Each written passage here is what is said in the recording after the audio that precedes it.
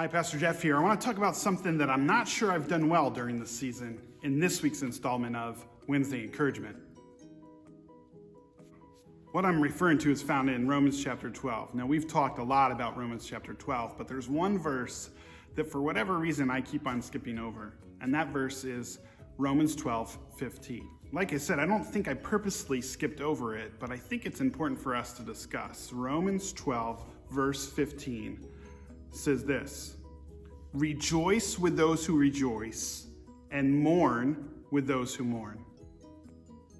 We are meant to live in community. It's been hard during this season, a lot of time on Zoom and separated from our friends, but we need one another.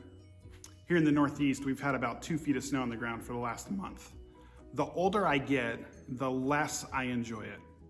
We have literally had to carve paths in the snow just for our dog to go out.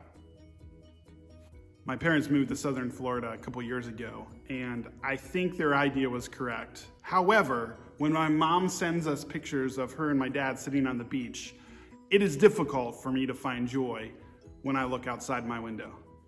During this season, it's been way easier to identify with mourning rather than rejoicing.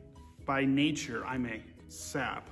I cry at TV shows and commercials. I can cry about just about anything. But balancing these two is super important. If I'm not able to rejoice with those who are rejoicing or mourn with those who are mourning, it should be an indicator that something needs to shift. If you need to grieve, don't avoid it. And if you need to bring along a friend, please do it. But if you need to elevate your rejoice quotient, find someone who is finding joy during this season and ask to come along on their journey. Don't bring them down, allow them to bring you up. Like I said, we need to live in community.